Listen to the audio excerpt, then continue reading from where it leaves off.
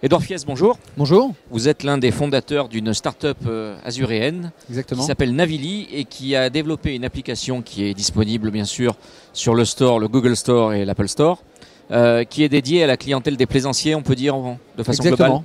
Alors c'est une application qui est née d'abord en 2014, tournée vers les plaisanciers pour leur permettre en fait de simplifier leurs escales.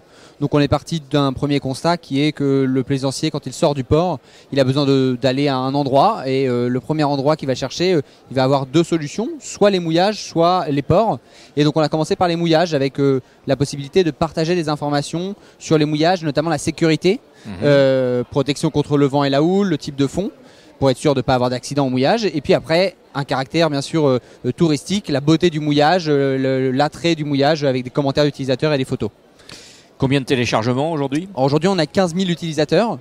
C'est la première version de l'application a plutôt bien plu et à la suite de ça, on a lancé donc cette deuxième partie que vous avez mentionnée sur les ports, qui est en fait aujourd'hui notre business model et qui permet on permet aux ports de plaisance de France, mais pas seulement, aussi en Europe, d'avoir une interface qui leur permet de gérer leur profil sur l'application entièrement et de faire la promotion de leurs services, la promotion des événements, de ce qu'il y a à faire autour du port, donc un aspect assez touristique.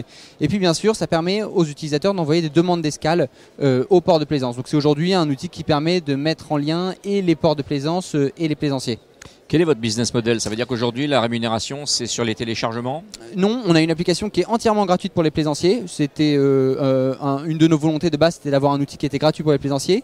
Le principe, là où on a développé notre business model, c'était plutôt avec les ports, où en fait l'outil permet aux ports de faire la promotion de leur port. Et donc ce sont les ports qui payent pour être présents sur l'application, puisque notre outil leur permet en fait de gagner du temps, de faire la promotion de leur port, mais aussi de gagner du temps en termes de gestion des escales.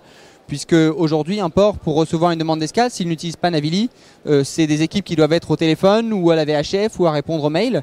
Alors qu'avec Navili, ils ont une interface simple qui leur permet d'avoir accès en un coup d'œil au profil du plaisancier entièrement, à savoir qui est le plaisancier, son numéro de téléphone, mais aussi son bateau, la taille de son bateau, toutes les dimensions du bateau, ce qui permet au port de savoir s'il a de la place ou non pour le plaisancier. Donc pour le plaisancier, c'est une demande d'escale qui est faite en quelques clics, et pour le port, c'est une escale qui est, à laquelle il peut répondre en seulement 10 secondes.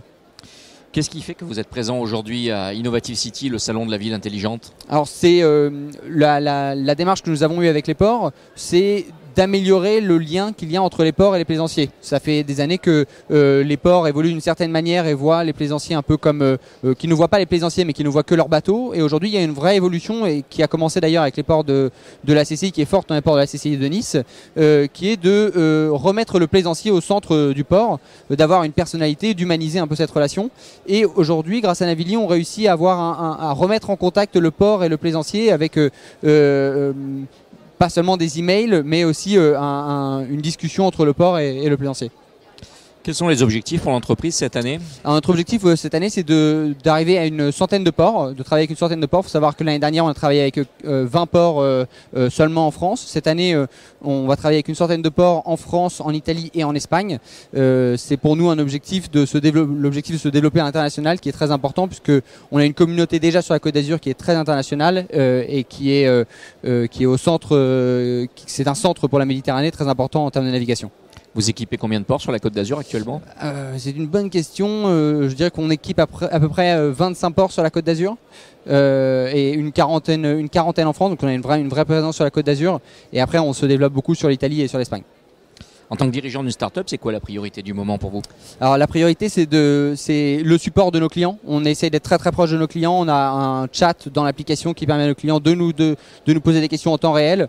Et le but, c'est aussi, encore une fois, d'humaniser un peu. La technologie, c'est bien, mais il faut garder l'humain au centre de l'application. Et donc, on est présent.